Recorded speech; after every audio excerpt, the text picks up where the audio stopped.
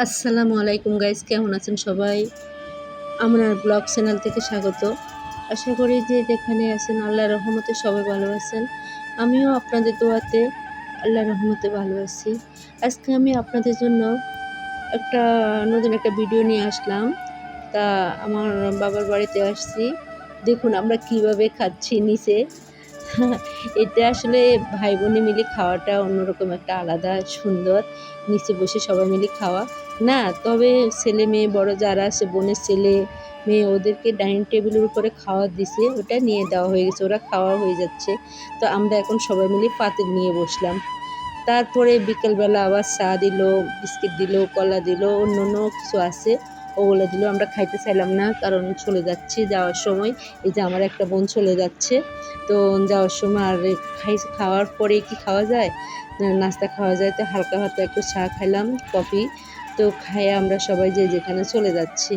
তো যাওয়ার আগে আসলে হঠাৎ করে ওইখানে বসলাম, নাস্তার ভিডিওটা করতে করতে ড্রয়িং রুমের ভিডিওটা করে ফেললাম। তা আপনার সাথে একটা কথা শেয়ার করার জন্যই আমি ভিডিওটা করলাম। সেটা হলো এই কোরআন শরীফ, এই হাদিস শরীফ, এগুলো কিন্তু আমার বাবারই। আমার বাবারও 10-11 বছর আগে মারা গেছে। তো আমার বাবার এই কোরআন শরীফ এখনও আছে, এই হাদিস শরীফ এখানে আছে। কোরআন শরীফে যে জুলদান সেটা মোড়ানো আছে। হ্যাঁ, মাঝে মাঝে সবাই পড়ে, প্রায় সময় পড়ে। আমার ভাইয়ের ছেলে মেয়ে ওরা, বাহের বউ ওরা পড়ে। তো এভাবে আছে। আমার বাবা কিন্তু সবসময় এই কোরআন শরীফ, এই হাদিস শরীফ পড়তো সবসময়। আমার বাবা কিন্তু অনেক নামাজি ছিল, ইলমদার ছিল, অনেক, সবাই বলে, আমরাও বলি, আমার বাবা অনেক ভালো মানুষ ছিল, খুবই পরেজগার মানুষ ছিল। সে বাবার সন্তান আমরা। আমরা জানি না আমার বাবার মতো হইতে পারবো কিনা, কিন্তু এখনও আমার বাবার মতো আমরা হইতে পারিনি। আমার বাবা আল্লাহর রহমতে অনেক ভালো মানুষ ছিল।